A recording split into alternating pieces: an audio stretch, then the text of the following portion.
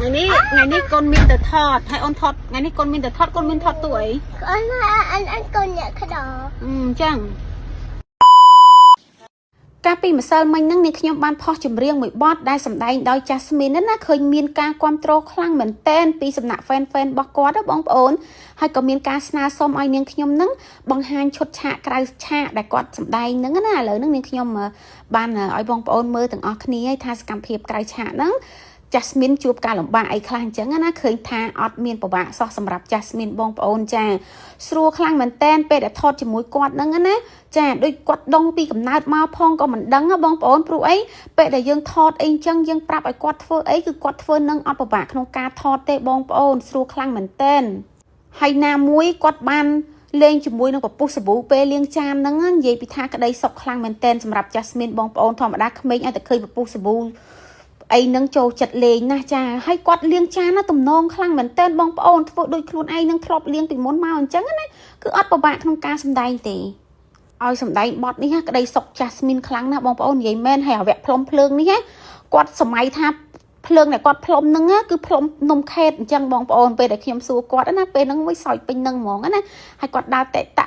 គាត់ថាយួរខ្ចងហ្នឹងធ្ងន់អញ្ចឹងណាអូនយួរអត់ចង់រួចទេម៉ាមីអើយគេប្រាប់ចឹងទៀតថាពេលនេះពេលដែលថតហ្នឹងសម្រាប់មិនតិចបងប្អូនព្រោះអីពេលហ្នឹងនាងខ្ញុំស្លាប់បងប្អូនតែនាងខ្ញុំអត់ដាក់រូបភាពហ្នឹងចូលទេដោយសារតែអត់ចង់ឲ្យគេថានាងខ្ញុំយកអារូបភាពបបែកបបាក់ហ្នឹងយកមកដាក់អញ្ចឹងណាព្រោះអីពេលថតហ្នឹងនាងខ្ញុំស្លាប់ដោយសារតែខ្ញុំខ្សោយបងប្អូនថតបានមិនតិចអញ្ចឹងទៅមានបញ្ហារបៀបថាថប់ស្ទះអញ្ចឹងណាក៏សម្រាប់បន្តិចអញ្ចឹងទៅពេលដែលសម្រាប់ហ្នឹងខ្ញុំអង្គុយជាមួយនឹងកូន Jasmine អញ្ចឹងណា Jasmine មកកាយផ្លូវកាយអីមួយខ្ញុំអីអញ្ចឹងបងប្អូនពេលហ្នឹងខ្ញុំថតទៅចាប់ដើមវិលមុខបងប្អូនវិលមុខដួលហ្មងណាពេលហ្នឹងប៉ុន្តែខ្ញុំអត់បានដាក់រូបភាពនឹងឲ្យបងប្អូនមើលទេចាអធិស្ឋានផងណាបងប្អូនណាឥឡូវយើងមើលសកម្មភាពតទៀតចា Jasmine ដល់វគ្គគាត់នៅក្នុងស្រែបងប្អូននិយាយពីថាពេលហ្នឹងក្តីសុខគាត់ខ្លាំងមែនទែនបងប្អូននៅពេលដែលគាត់បានប៉ះដីភក់ប៉ះអីហ្នឹងនិយាយពីថាក្តីសុខគាត់ពុនពេកហ្មងគាត់អត់ធ្លាប់បងប្អូនព្រោះគាត់ដែរបានប៉ះដីអីលេងដីលេងភក់អីចឹងអត់ទេចាពេលដែលបានចុះភក់អីចឹងគឺថាក្តីសុខគាត់ហ្មងបងប្អូនពេលដែលចុះហើយអញ្ចឹងណាហៅឡើងលើអត់ចង់ឡើងទេបងប្អូនណាឥឡូវដួលព្រុសមួយដួលគូតណាចាឥឡូវហ្នឹងគេចាប់ដើមចុះតេ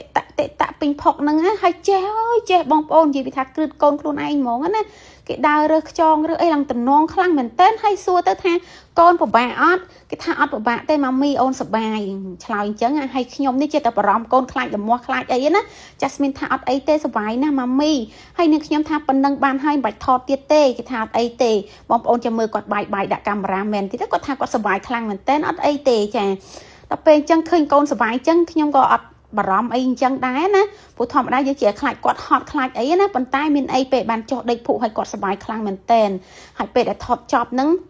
ចាប់ផ្ដើមយកគាត់មកលាងដៃលាងជើងងូតទឹកសម្អាតឲ្យគាត់ព្រោះយើងខ្លាចលមាស់អីចឹងណាព្រោះគាត់អត់ដែរបានចុះដេកភក់ដេកអីអញ្ចឹងបងប្អូននិយាយទៅការថតនេះថតដោយរលូនហ្មងអត់មានពិបាកទេជាមួយនឹង Jasmine គឺគាត់អាចធ្វើបានទាំងអស់